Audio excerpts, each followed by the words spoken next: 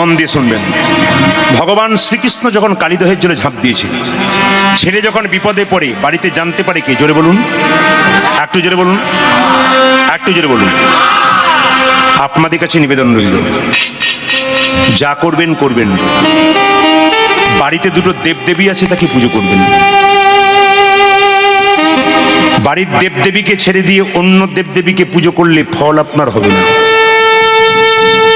কীর্তন যদি শিক্ষার বিষয় হয়, কীর্তন যদি মানুষের চৈতন্য ফিরিয়ে দেয়, তবে জেনে যান সবাই, এই পৃথিবীতে যার বাড়িতে মা বাবা কাঁদে তার সংসারে সুখ হয় না। শাস্ত্রের প্রমাণ কোথায়? কৃষ্ণ সুদামাকে বলেছে, সুদামা, এই জগতে 3 রকমের গুরু আছে। প্রথম গুরু পিতামাতা, যার থেকে জন্ম পেল। এই জন্য অনেকে বলে, বাবা মা তুমি আমাকে কি দিয়েছো?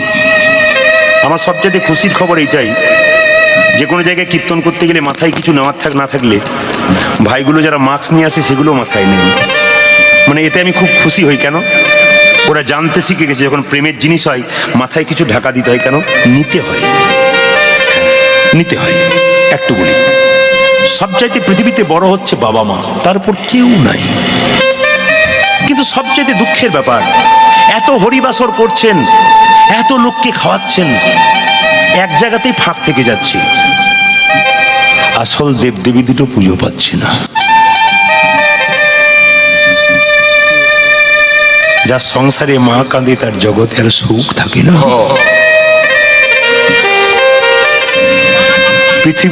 পৃথিবীতে মায়ের মতো আপনার কেউ নাই। বাবার সঙ্গে মায়ের তফাৎটা কি? বাবা ছেলে যখন রাস্তায় খেলা করে, বাবা 2 মাস পর কাজ থেকে ফিরে, ছেলে ছুটে গিয়ে বলে, বাপি কোলে নাও, কোলে নাও, কোলে নাও, কোলে নাও। কিন্তু বাবা বলে, চল চল বাড়ি চল, বাড়ি চল। কি ধুলোবালি মেখেছিস, বাড়ি চল। আঙুলে ধরে বাবা তার বাচ্চাকে বাড়ি নিয়ে যায়। কিন্তু মা, নতুন শাড়ি পরে মা খেতে বসেছে, আর তার ছেলে যদি ধুলোবালি অবস্থায় একবার মায়ের কোলে ঝাঁপিয়ে পড়ে, বলুন তো এমন কোন মা আছেন যে তার কাপড়ের কথা ভাববেন, ছেলের কথা ভাববেন? এই দেবী দুটোর মধ্যে যে কি জিনিস আছে আপনারা অনুভব করতে পারছেন? যার পৃথিবীতে বাবা মা বেঁচে আছে তার আনন্দের খবর, দুঃখের খবর নয়। আমরা সংসারে যখন অনেক ক্ষমতা পাই, রক্তের গরম হয়, ওই দুটোকে বোঝা ভাবি বলে আমাদের দুঃখ আমরা টেনে আনি।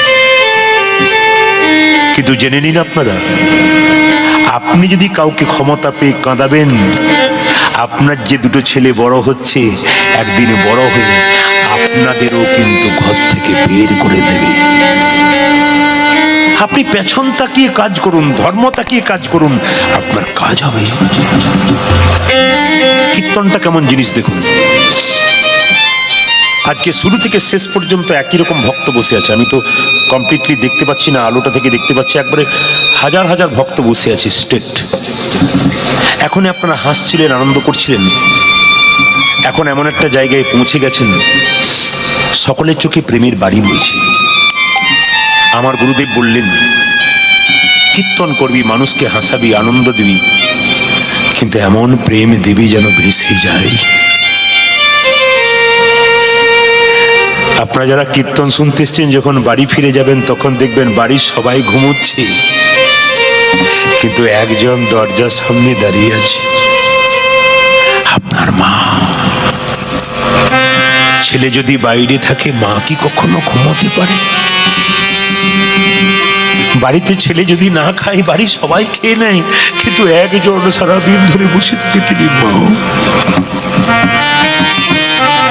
তুমি যখন ছোট ছিলে তখন তোমার মা উপবাস থেকে কত দেবদেবীর মন্দিরে কেঁদে কেঁদে বলেছে, ঠাকুর আমার খোকাকে দেখো।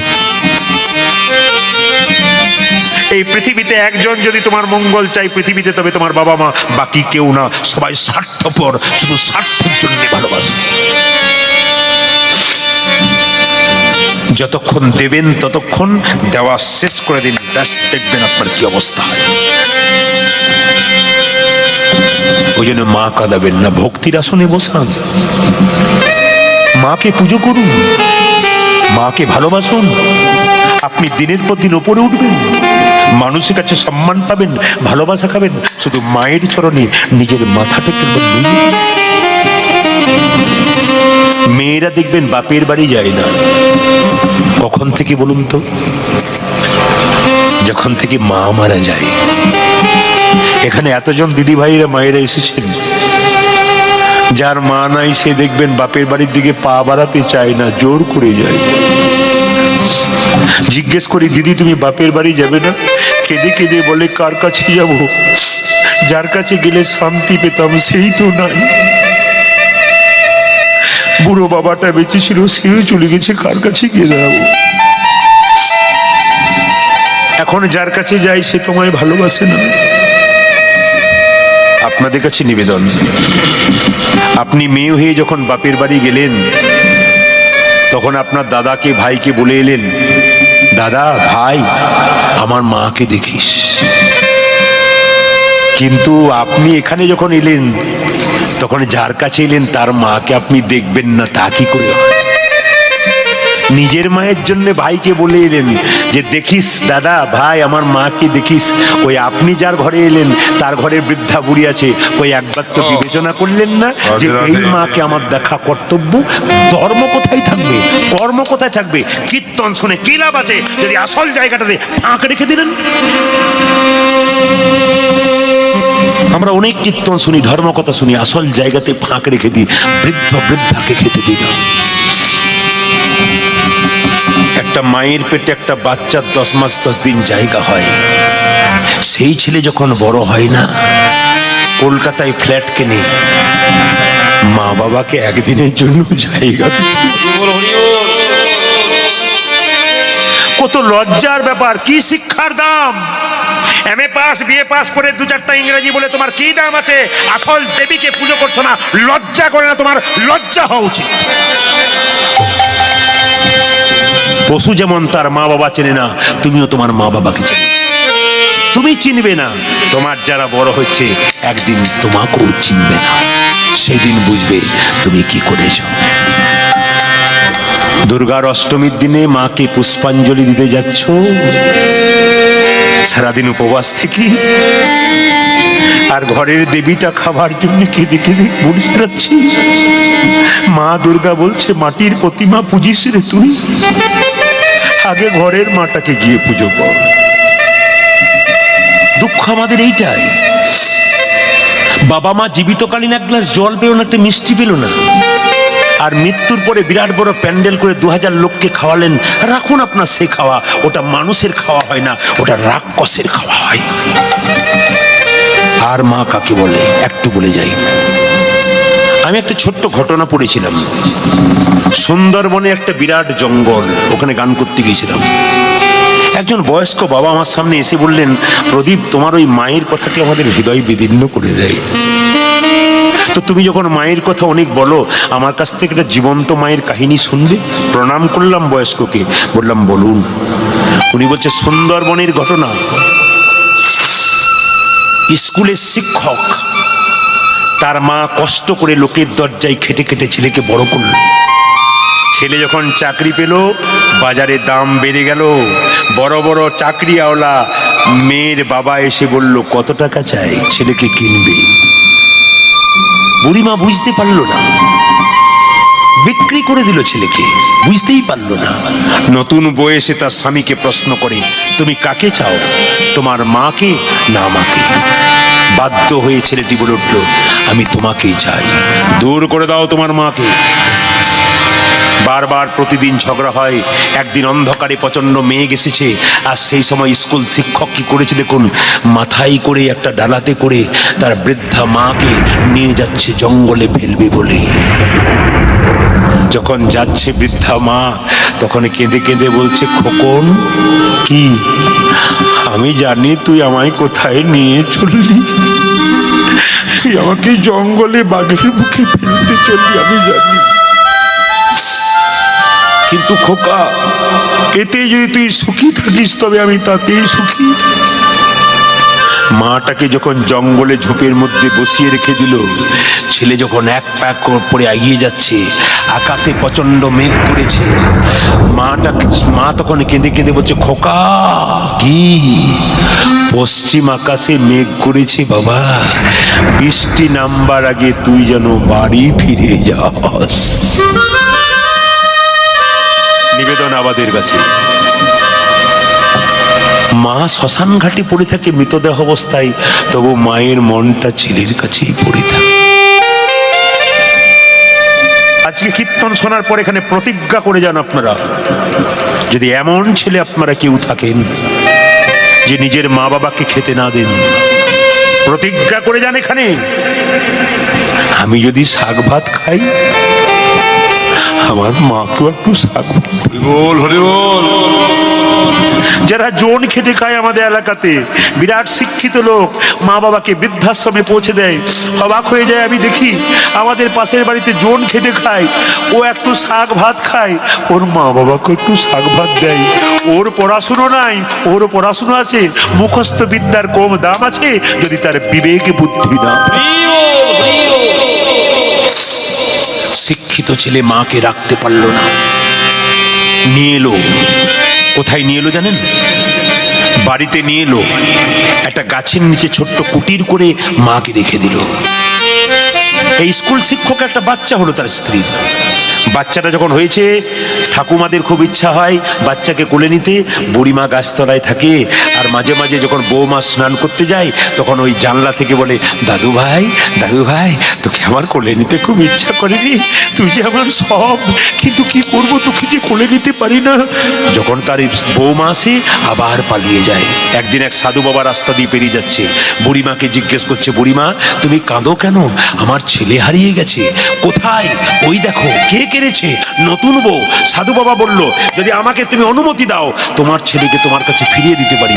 না না, অসুবিধা হলে আমি নেবো না, ঝঞ্ঝাট হলে আমি নেবো না, অশান্তি হলে আমি নেবো না। কোনো চিন্তা নেই, অশান্তি হবে না, শান্তির মাধ্যমে তোমার ছেলে ফিরিয়ে দেবো। কি করলো দেখুন, ওই সাধু বাবা এলো, নতুন বউটাকে বললো, তোর নাকি ছেলে হয়েছে? হ্যাঁ সাধু বাবা, অনেক অনেক কষ্ট করে একটা দেখি তো ছেলেকে দেখি। যে না, সাধু বাবা ছেলেটাকে কোলে নিল, অমনি সঙ্গে একটা শেকড় মুখের মধ্যে ঢুকিয়ে দিল, আর শেকড়ের স্পর্শে ছেলেটা অচৈতন্য হয়ে গেল, মরার মতো। বৌমাটি বলছে, সাধু বাবা এই তো আমার ছেলে লাফাচ্ছিল, আমার ছেলে লাফাচ্ছে না কেন, কথা বলছে না কেন, কি হয়েছে বলো? সাধু বাবা বলছে, শোন মা, আজ যদি একটা সত্যি কথা বলিস তবে তোর ছেলেকে তুই ফিরে পাবি। সত্যি কথা কি? বলছে, সত্যি কথা এই, তুই কি কারো ছেলে কেড়ে নিয়েছিস? না। ভালো করে বল, তুই কি কারো ছেলে কেড়ে নিয়েছিস? না। তাকিয়ে দেখতো, বট গাছের নিচে যে বুড়ি মা বসে আছে, ওর ছেলে কেড়ে নিয়েছিস? লজ্জায় মেয়েটা মাথা নত করলো। হ্যাঁ, আগে ওর ছেলে ওকে ফিরিয়ে দে, তবে তোর ছেলে তুই ফিরে পাবি। মায়েরা, কারো ছেলে যদি তুমি কারো কাছে কেড়ে নাও, একদিন তুমিও কিন্তু তোমার ছেলে হবে। কেউ যখন কারো নয়, একাই এসেছো একাই যেতে হবে। মা, আর দামি কথা শুনে, খুব দামি কথা শুনুন, একাই এসেছেন একাই যেতে হবে। এ জগতে চোর যখন কারো বাড়িতে ঢোকে, তখন তার কিছু রেখে যায়, কিছু নিয়ে যায়। আর গোবিন্দ চোর যখন দেহ বাড়িতে চুরি করে, তবে তাকে পথের ভিখারি করে দিয়ে চলে যাও।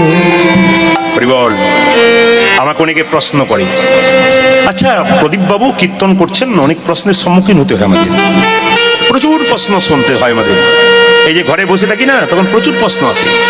তবে আপনাদের সামনে নিবেদন রাখলাম, ভাইরাসের জন্য আজকে কিন্তু আমার শেষ কীর্তন এই সিজনের মধ্যে। আজকে কীর্তন করে কিন্তু নিতাই গৌর হরি বল। এবার পরবর্তী ক্ষেত্রে ভাইরাস যদি মুক্ত হয়, প্রভু যদি কৃপা করে, আবার শুরু করব। আজকে আপনাদের আসরটাই শেষ। এরপর থেকে আমরা কাল থেকে আগামী দিন থেকে যত আসর ছিল সবাইকে নিজে নিজে আমরা বলেছি, দাদা ছেড়ে দিন। ওনারা বললেন, ঠিক, আপনি দামি কথা বলেছেন, রিস্ক নিতে চাই না, আসুন। আজকে যখন এই আসরে এসেছে একটা কথা বলে যাই, আপনারা, ভগবান 6টা পদ্ধতিতে আমাদের চুরি করে। ভগবান চোর 6টা পদ্ধতিতে। যেমন মায়েরা বলে না, যার ছেলে যত খায় তার ছেলে তত লড়াই, তুই বড় ছেঁচড়া বটিস, বলেন না মায়েরা? এই ছেঁচড়া কথাটা কোথা থেকে এলো? 6 চোর থেকে। ভগবান কৃষ্ণ 6টা পদ্ধতিতে আমাদের চুরি করেছেন। 6টা পদ্ধতি কি? একটা একটা করে শুনবেন। বৃন্দাবনের প্রসিদ্ধ নবনীত চূড়ং, বৃন্দাবনে গোবিন্দ নবনী চুরি করেছিল, 1 নম্বর চোর। গোপীগণাঙ্গে দুকুলস্য চুরং, গোপীদের দুকুল মানে বসন চুরি করেছিল, এটা হচ্ছে একটা চোর। আর কি সাধু জনাম পাপ তাপ হরং, যারা সাধু ব্যক্তি তাদের পাপ তাপ চুরি করে নেয়। বলা সীতাং সর্বস্ব চুরং, 4 নম্বর, যে তোমার নাম লয় তাকে তুমি পথের ভিখারি কাঙাল করে দাও। রাধে রাধে। আর কি রাধে কায় হৃদয়াস্য চুরং, তুমি রাধার হৃদয়টা চুরি করেছ। আর কি নবাশুদ্ধ শ্যামল কান্তিং চুরং, তুমি কি করেছো দেখো, মেঘের রংটা নিজের গায়ে চুরি করেছো। তুমি 6 চোর। অনেকগুলো চুরির কথা বলতে গেলে, ব্যাখ্যা করতে গেলে অনেক সময় চলে যায়। যেমন আজকে কীর্তন করতে আসছিলাম, তখন একজন বলছে, আচ্ছা প্রদীপবাবু কীর্তন ক ঘন্টা হয়? বললাম 2 ঘন্টা। বলে তাহলে কোনো অসুবিধা নেই। ঘড়ির দিকে তাকান তো 3 ঘন্টা পেরিয়ে গেছে। আর আমি আজকে সিদ্ধান্ত নিয়ে নিলাম যে একবারে 3টে পর্যন্ত কীর্তন করব। রাজি আছেন সব? কমিটিকে বলুন একসঙ্গে 2 পালা গানের দাম দেবে, তাহলে করব। না না না, 3টে পর্যন্ত বলে, ভোর 3টে বলি না, 3 ঘন্টার কথা বলেছি। আর ঘড়ির দিকে তাকানো সুরসুর করে 3 ঘন্টার দিকে যাচ্ছে। তাহলে আপনারা যখন বসে আছেন তবে মজা কথা শুনুন, তত্ত্বের কথা শুনুন। ভগবান যে চুরি করলো, ভগবান বৃন্দাবনে নবনী চুরি করত, তার মায়ের কি নবনীর অভাব ছিল যে চুরি করতে যাবে? আপনাদের হুগলি জেলাতে আলু হয়, আলুগুলো বাড়ির সামনে গাদি করে খড় দিয়ে ঢাকা দেওয়া হয়। আমাদের ওদিকে বাড়ির দরজাতে 2 কেজি আলু রেখে দেখুন, 1 ঘন্টা পরে আউট হয়ে গেছে। কেন বলুন তো? এখানে তো সবার আছে, কে কাজ চুরি করবি। কিন্তু লক্ষ্য করুন মা, বৃন্দাবনে এত নবনী, ভগবান চোর, ব্রজগোপীদের বাড়িতে নবনী চুরি করলো কেন? নিজের মায়ের কাছেই তো প্রচুর নবনী, খেয়ে শেষ করতে পারবে না। যুক্তিগুলো দেখবেন, খেয়ে শেষ করতে পারবে না। আসলে নবনী চুরি করতে গেল কেন? বৃন্দাবনের গোপীরা শিখার ওপরে যখন নবনী রাখতো, তখন কেঁদে কেঁদে বলতো, হে নবনী তুমি যেন গোবিন্দের সেবায় লেগে যাও। হরি বল। নবনী তখন কেঁদে কেঁদে বলতো, যদি আমার ভাগ্য ভালো হয় তবে গোবিন্দের সেবায় লেগে যাও। এইদিকে তাকাবেন, গোবিন্দ কত বড় চোর দেখুন। নবনী চুরি করতে যাই, আর ব্রজগোপীরা সব যশোমতীকে ডেকে বলে, এ যশোদে, এ তোর ছেলের দিকে নজর দিয়েছিস? তোর ছেলে না চোর, আমাদের বাড়িতে নবনী চুরি করতে যায়। ও মায়েরা, সঙ্গে সঙ্গে যশোমতী বলছে, খবরদার, আমার ছেলের নামে কলঙ্ক দিবি না, আমার ছেলে চোর নয়। সঙ্গে সঙ্গে ব্রজগোপীরা বলে, চোরের মায়ের বড় গলা, দেখবি একদিন ধরে দেখাবো তোর ছেলে চুরি করে কিনা। যশোমতী সঙ্গে সঙ্গে বলছে, আমার ছেলে যে চোর, চুরি করে, তোরা কোথায় যাস? বাড়িতে থাকিস না ঘুমোস? বলছে, না না, তোর ছেলে হলো ইন্টারন্যাশনাল চোর। বুঝেছেন? এই জগতে চোরের ওপর চোর। কেমন চোর বুঝিয়ে দিই। বলছে ইন্টারন্যাশনাল চোর। বলে বুঝতে পারলাম না। বলছে যে আমার বাচ্চা, এইটুকু বাচ্চা, আর কি করে এত নবনী খাবে? ঘরে এত নবনী, তারপর তোদের নবনী কি করে খাবে? ব্রজগোপীরা বলছে, তোর বাচ্চাটা দেখতে বাচ্চা, পেটটা ওর চৌবাচ্চা, তুই জানিস না, যত দিবি তত খাই। বলছে, আচ্ছা তোরা কি ঘরে থাকিস না? আমার গোপাল চলে যায়, তখন তুই চুরি করে নাই, দেখতে পাস না? বলছে, তোর গোপাল যা চোর। একটু চোরের কথা বলি। বলে কিরকম? তোর গোপাল একাই যায় না, দল বেঁধে যায়, ওই জন্য ইন্টারন্যাশনাল চোর বললাম। বলছে, দল বেঁধে গিয়ে কি করে? আমরা তো গোয়ালানির জাতি, আমাদের অনেকগুলো গাভী, অনেকগুলো বাছুর।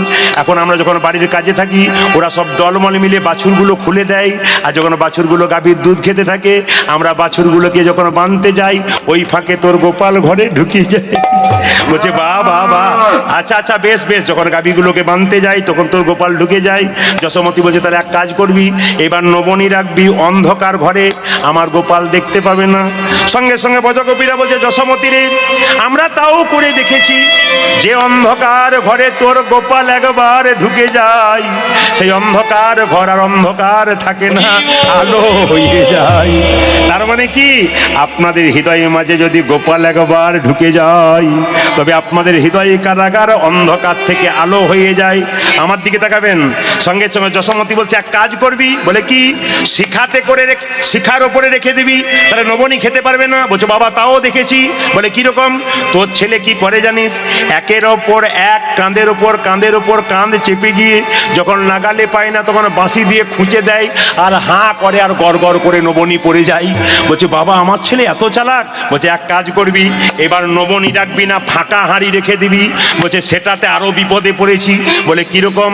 একদিন ফাঁকা হাঁড়ি রেখে দিয়েছিলাম, যখন নামাতে যাচ্ছি দেখছি হাঁড়ি ফাঁকা নাই, এক হাঁড়ি জল। বলছে বুঝতে পারলাম না। বলছে তোর গোপাল হিচি করে দিয়ে চলে গেছে। বলছে বাবা রে, আমার গোপাল এত দুষ্ট? বলে হ্যাঁ। বলছে তাহলে এক কাজ করবি, দেখাতে পারবি আমার গোপালকে ধরে? বলছে হ্যাঁ দেখাবো।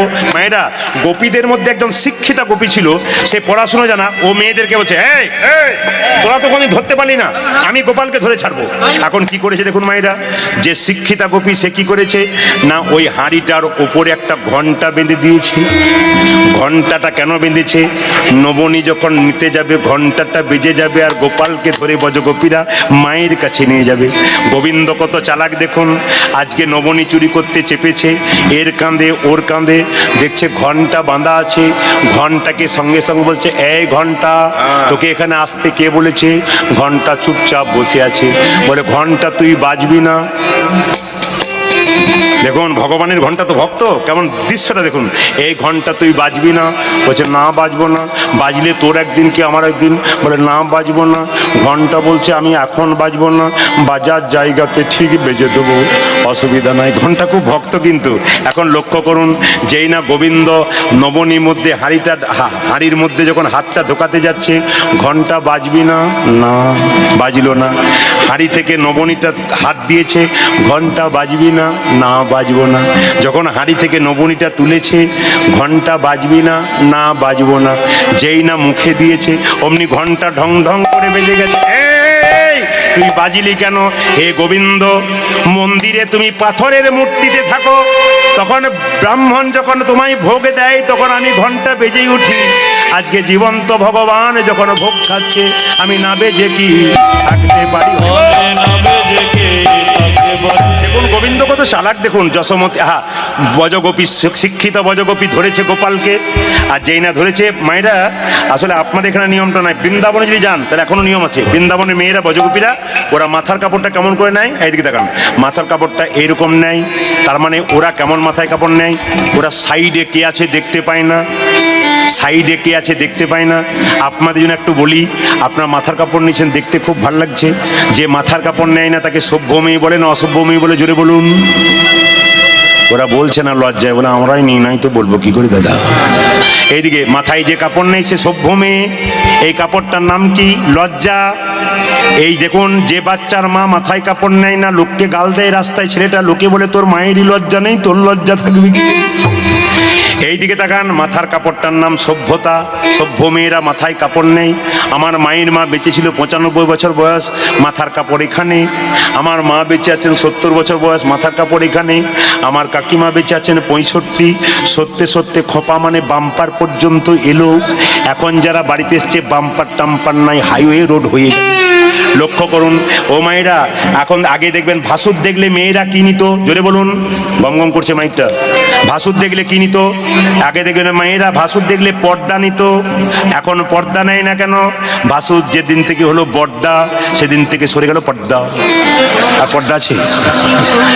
রাধা রানী কি, শ্যাম সুন্দর কি, মদন মোহন কি, একবার রাখবো কি, এবার রাখবো কি?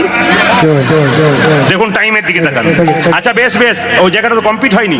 এই দিয়ে তাকান, এই দিয়ে তাকান, কি বলছে মায়েরা? বজগোপী কি করেছে? বজগোপীরা কেমন মাথায় কাপড় নেয়? আমার দিকে তাকান। বজগোপীরা এরকম করে মাথায় কাপড় নেয়, সাইডে কে আছে দেখতে পায় না। আমার দিকে তাকান, গোবিন্দকে এক হাতে ধরেছে, গোবিন্দকে এক হাতে ধরেছে। আর গোবিন্দের পেছন পেছন ওই বজগোপীর গোবিন্দের সাইজের একটা দেওয়ার ওর পেছন পেছন আসছে। এখন গোবিন্দ কত চালাক দেখুন, গোবিন্দকে যখন টেনে এসেছে, চল তোকে দেখাচ্ছি, চল তোকে দেখাচ্ছি। ও তো সাইডটা দেখতে পাচ্ছে হচ্ছে না?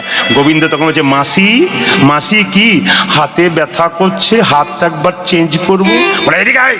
এখন কি করেছে, হাতটা চেঞ্জ করবো বলে যখন অন্য হাত দিতে যাবে, ভগবান শ্রীকৃষ্ণ বজগোপীর দেওয়ারটার হাতটা ধরিয়ে দিয়েছে। এখন ভগবান তো ছুটে গিয়ে মা যশোদার কাছে লাফিয়ে পড়েছে। মা বলে কি, আমি সুসাইড করব। বলে কেন? ওই দেখো তোমার বারে বারে বলে আমি নাকি চোর, তাকিয়ে দেখো কাকে ধরেছে। বজগোপী ভাবছে গোবিন্দকে ধরেছে, কিন্তু বজগোপী কাকে ধরেছে না, বজগোপীর দেওয়ারকে ধরতে ধরতে আনছে, টানতে টানতে, চল তোকে দেখাচ্ছি মজা। যশোমতির পেছনে গোপাল তখন বসে আছে। যশোমতি বলছে, কাকে এনেছিস? তো বজগোপী বলছে, আগে ভালো করে দেখ কাকে, তুই চিনতে পারছিস তোর ছেলেকে এনেছি। বলছে ভালো করে তাকিয়ে দেখ তুই কাকে এনেছিস। দেখছে না না, কৃষ্ণ নয়, ও দেওর। বলছে দেওর তুই কবে থেকে কৃষ্ণ হলি? সঙ্গে সঙ্গে কৃষ্ণ বলছে, এইবার থেকে আমাকে ধরলে না তোমার স্বামীর হাত ধরিয়ে ছেড়ে দেবো। নিবেদন আপনাদের কাছে, ভগবান এত বড় চোর, তার থেকে আর চিন্তার কোনো কারণ নেই। ভগবান শ্রীকৃষ্ণ লক্ষ্য করুন, কালিয়নাগকে দমন করবে বলে চললো কোথায়? মায়েরা চললো কোথায়? চললো কোথায়? কালিয়নাগকে দমন করবার জন্য। আপনারা বৃন্দাবনে গেলে দেখবেন কদম্ব গাছটা এখনো বেঁচে আছে। কেন বেঁচে আছে? ভগবান শ্রীকৃষ্ণ তার চরণ স্পর্শ করেছিল, বেঁচে আছে। আর একটা কারণে বেঁচে আছে, কেন না স্বর্গ থেকে অমৃত এনে স্পর্শ করেছিল, যেন অমর হয়ে আছে। ভগবান শ্রীকৃষ্ণ বৃন্দাবনে লীলা করেছিল, তার প্রমাণস্বরূপ এখনো গাছটা আছে। তবে আপনারা যখন এতক্ষণ ধরে কীর্তন শুনলেন, তখন একটু উত্তর দিতে হবে। জোরে বলবেন, সংসারে ভগবানকে পাওয়া যায় না সংসারে বাইরে পাওয়া যায়? জোরে বলুন না, একটু জোরে বলবেন। সংসারে ভগবানকে পাওয়া যায়, সংসারে বাইরে পাওয়া যায়? সংসারে ভেতরে পাওয়া যায়। একটু তত্ত্ব বলে দিই আপনাদের। ঘর বাড়ি ত্যাগ করে বলে কৃষ্ণ হরে হরে, তুং দিয়ে যাই বৃন্দাবন। বাড়ি ছেড়ে তো চলে গেছে, ঘর যে তার মনে আছে, এই ত্যাগে পাওয়া যায় না শ্রীনন্দের নন্দন। আপনি ঘর সংসার ত্যাগ করে গেলেন, মাঝ রাস্তায় মনে পড়ে গেল ছেলেটার চাকরি হয় নাই, মেয়েটার বিয়ে হয় নাই, এরকম কিছু চিন্তা থাকলে গোবিন্দ চরণে পাবেন না। পাবে কে? এইদিকে জনক ঋষি রাজা, যিনি পূর্ণত্যাগী ছিলেন, তিনি কোনদিন সংসার ত্যাগ করেন নাই। সোনার পুরীতে বসে থাকতো, মনকে সে যে গোলকে রাখতো। এই রকম যদি ত্যাগী হওয়া যায়, তবে কৃষ্ণের চরণে পাওয়া যায়। জনক ঋষি কত বড় রাজা, সোনার পুরীতে বসে থাকে, কিন্তু মন রাখে গোবিন্দ চরণে। আপনাদের 2 ভরি 4 ভরি সোনা হলে কত অহংকার হয়, কিন্তু যিনি জনক রাজা, তিনি কোথায় বসছিলেন? সোনার পুরীতে মন রেখেছেন গোবিন্দের চরণে। আর বলে রাখি, পাকাল মাছ পাকে থাকে, তুলে দেখো পাকাল মাছকে। বড় হয়েছে সে পাক খেয়ে, কিন্তু পাকাল মাছের গায়ে কোনো পাকের দাগ লাগে নাই। একটা 5 কেজি 10 কেজি পাকাল মাছ পাক খেয়ে বড় হলো, কিন্তু শরীরে কোনো পাকের দাগ লাগে নাই। যারা ভক্ত পাকাল মাছ হরিকথা কৃষ্ণ কথা বলে, পাকের মধ্যে দুঃখ পাকে ডুবে থাকে, সদা আনন্দময় থাকে। পদ্ম পাতা জলে ভাসে, যখনই বর্ষা আসে, বর্ষার জল লাগে পদ্ম পাতার গায়ে। তুলে দেখো পাতাখানা, পদ্মের গায়ে দাগ লাগে না। এই রকমে যদি ত্যাগী হওয়া যায়, তবে ভগবান কৃষ্ণের চরণ পাওয়া যায়। এই দেখুন, একজন আমাকে বলছে, প্রদীপ বাবু কিছু মনে করবেন না, মানে ঘরে বসেই ভগবানকে পাওয়া যায়, কিন্তু ঘরের বাইরে পাওয়া যায় না। একজন কাশীধামে, কে থেকে বলুন তো? কাশীধামে কে থাকে? বাবা বিশ্বনাথ। তো একজন কাশীধাম গেছে বেড়াতে। তো বেড়াতে বেড়াতে ও কাশীধামে বাবা বিশ্বনাথকে দর্শন না করে ও শ্মশানের দিকে চলে গেছে। দেখছে প্রচুর মরা পড়ছে, হরে কৃষ্ণ, প্রচুর মরা পড়ছে। জিজ্ঞেস করছে পাটুনিদেরকে, ভাই এখানে প্রতিদিন, বলছে এখানে মরা পোড়াতে গেলে কাঠ কোথা থেকে কিনতে হয়? বলে দেশ বিদেশ থেকে কাঠ আসে। কাঠের দাম কত? এখানে মরা পোড়াতে গেলে চড়া দামে কাঠ কিনতে হয়। সঙ্গে সঙ্গে লোকটা বলছে, যদি আমি কাঠ সাপ্লাই আরম্ভ করি? পাটুনি বললো, কোনো অসুবিধা নাই, কাঠ সাপ্লাই করো। ও বাবা বিশ্বনাথ মন্দিরে গেল, বাবাকে দর্শন করতে লাগলো না, ও কাঠ সাপ্লাই কাজে লেগে গেল। তাহলে ওর কাজ হবে? একজন আমাকে বলে, গত বছর বলছে, প্রদীপ বাবু আমি বৃন্দাবনে প্রতি বছর যাই। বললাম কিরকম? বলছে যাই আর চলে আসি। বলে কেন? কার্তিক মাসের দিকে যাই। আপনি তো জানেন কার্তিক মাস দামোদর মাস, ওখানে কম্বল দেয়, টাকা দেয়, পয়সা দেয়, জিনিস দেয়, যাই আর ঘরে এনে আবার পালিয়ে যাই। বললাম তাহলে আপনি রাধারানীকে দর্শন করেন না? রাধারানীকে কে দেখতে? আমি তো কম্বলের জন্য যাই। তাই নিবেদন আপনাদের কাছে, আপনার মন যদি ওখানে থাকে, তাহলে ভগবানকে পাবেন? কোনো মতেই ভগবানকে পাবেন না। লক্ষ্য করুন মায়েরা, ভগবানকে কিরকম পাবেন একটু যুক্তি দেখিয়ে দিই। মায়েদের ভগবান ভজনা কেমন? চিঁড়ে আউলির চিঁড়ে ভানার মতো। রামকৃষ্ণদেব বলল, আর একটা কথা বলেছে, এইদিকে তাকান, আগেকার মায়েদের 3টে 4টা করে বাচ্চা হতো, এখন তো 2.5 জনের সংসার, নাকি না কি বলছেন? এখন তো 2.5 জনের সংসার।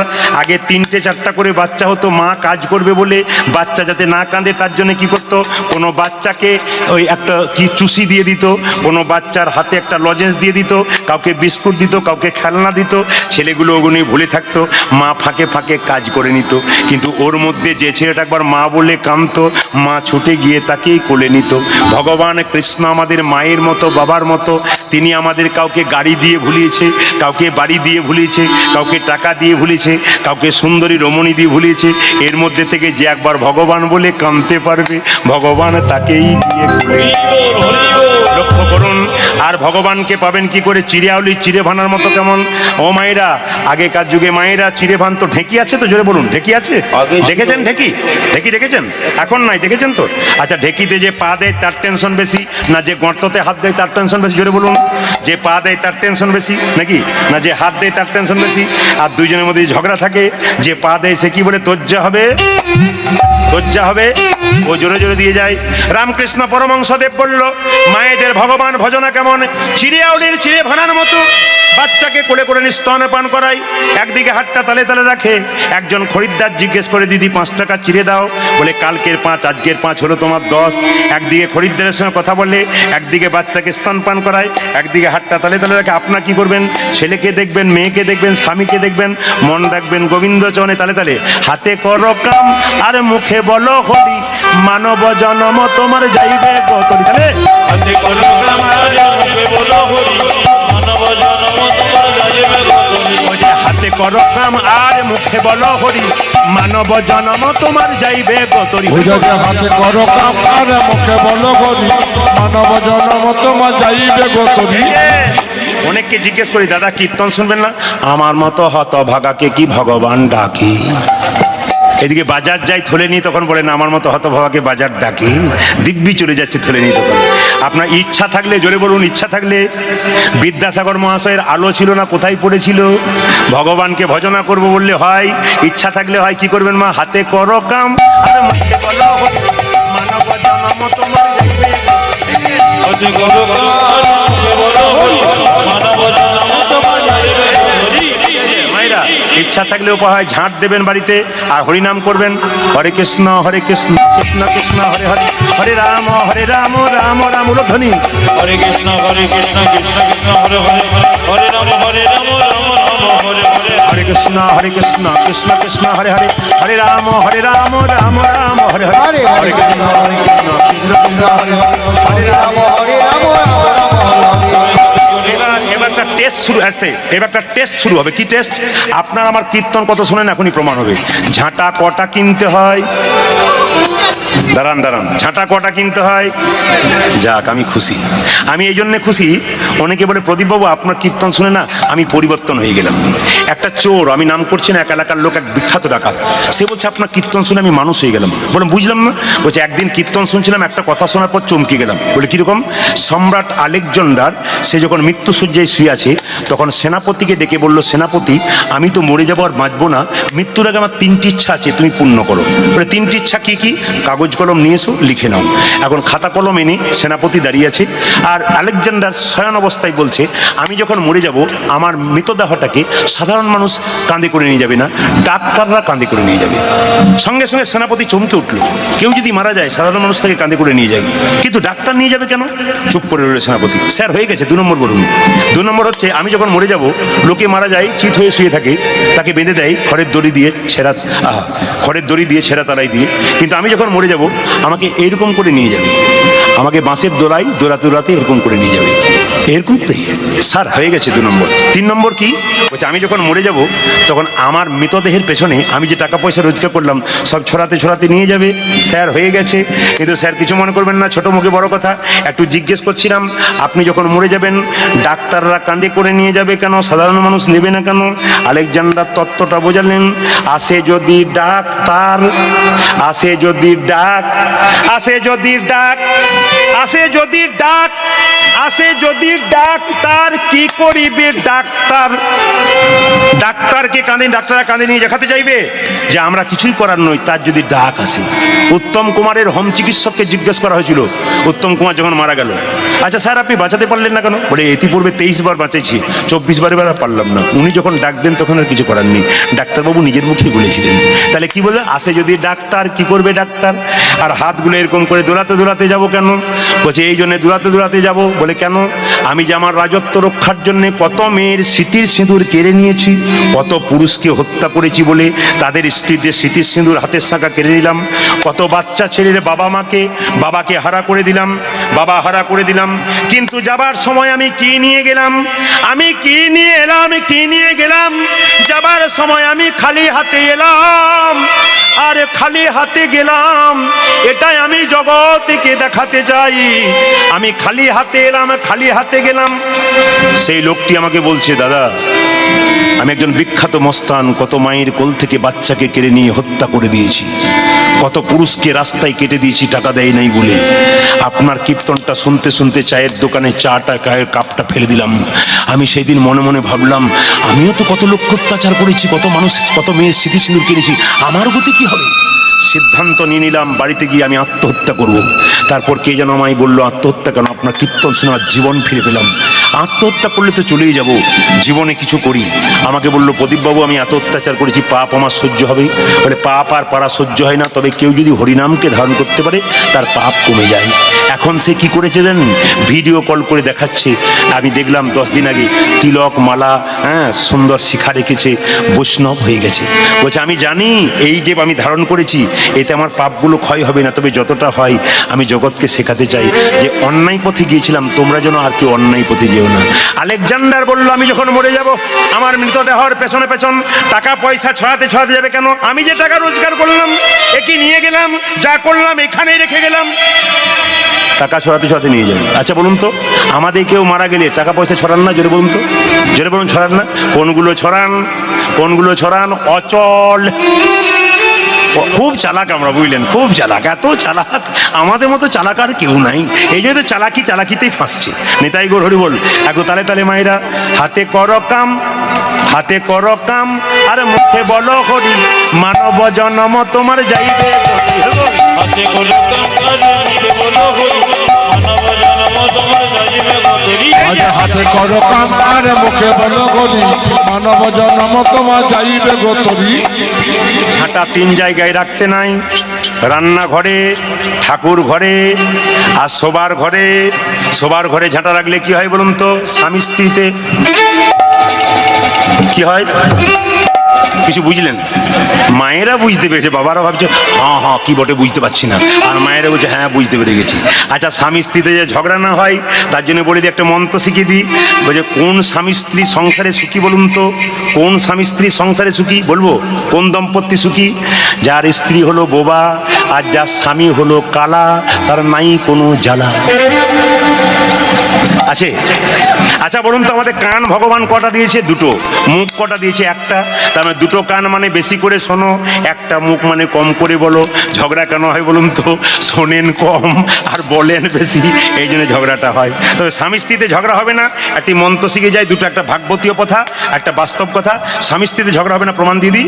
এই যে ইনাকে বাঁ দিকে দেখতে পাচ্ছেন না, ইনার বাড়ির পাশে একজন স্বামী স্ত্রী খুব ঝগড়া করে। পাড়ার মেয়েরা বলছে এই পাড়া থেকে তাড়িয়ে দেবো, খালি ঝগড়া করে দুজনে। আরে দেখো সাধু বাবা এসছে পাশের গ্রামে, চলে যাও, তোমাকে কিন্তু ঝগড়া করার একটি মন্ত্র দেবে, কোনো ঝগড়া হবে না। মায়েরা যদি কেউ ঠিকানা নিতে চান, এনার পাশের বাড়িতে কোনো সাধু বাবা আছে, নেবেন আপনারা।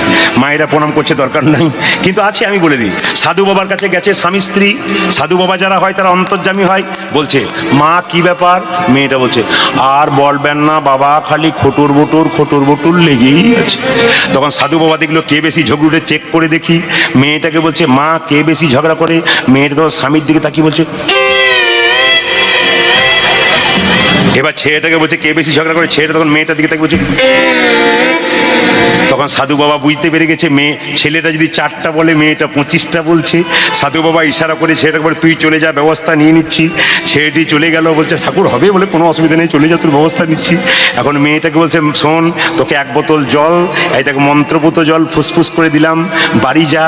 তোর স্বামী যখন 4টা বলতে শুরু করবে তুই তখন 25টা বলে ফেলবি, মাথা গরম হয়ে যাবে। ও যখন 4টা বলতে শুরু করবে মন্ত্রপুত জলটা হাতে নিবি, মুখে ভরে নিবি, গিলবিও না ফেলবিও না। কিছু বুঝলেন? কিছু কীর্তনে কেমন মজা আছে বুঝতে পারছেন তো? সারা রাত্রি হলো কোনো অসুবিধা নাই, কিন্তু দুপালা গানের দাম আমি নিয়ে যাব, তারপর ছাড়বো। আচ্ছা ছাড়বো। ও মায়েরা, তার মানে কি বলুন তো? মুখে জল মানে কি? ওটা মুখে জল নয়। ঝগড়া যদি একজন করে তখন একজন আর ঝগড়া হবে না। আর একটা কি বাস্তব ধারার কথা হলো এটা, শাস্ত্র কথা কি? ভোজন। আরে ভোজন, ভোজন আর ভোজন। যদি ভোজন ভোজন ভয়কার বর্গীর্য দন্তন ভোজন আর ভ বর্গীর্য দন্তন ভোজন। কেউ যদি ভোজন, স্বামী যদি বেলা 3টে আসে তাকে দিয়ে তারপর যদি ভোজন করে, যেমন কার্তিক বাবু গাড়ি চালায়, 3টের সময় বাড়ি যায়, ওর স্ত্রী বসে থাকে, আগে দেয় তারপর খাই। ওই জন্য গন্ডগোল নাই বলেছে আমাকে। আপনাদের কাছে নিবেদন রইল, আগে এইদিকে তাকান, আগে কি হলো? আগে দেবেন তারপর খাবেন, ঝগড়া নাই। আর সন্ধ্যাবেলায় স্বামী স্ত্রী একসঙ্গে ভগবানের ভজন করবেন। একবার ভজন হয়ে যাক, তারপর একটা প্রেমের কথা বলবে। সবাই মিলে হাত তুলে ভজন করুন কৃষ্ণ বলে একসঙ্গে। দেখি এত সুন্দর দেবেন না, প্রভুকে আনন্দ দেবে সবাই। সবাই একসঙ্গে হাত ওঠান, হাত একসঙ্গে উঠবে, সবাই একসঙ্গে কৃষ্ণ বলে, কৃষ্ণ বলে বাহু তুলে চলো রে মন বৃন্দাবনে।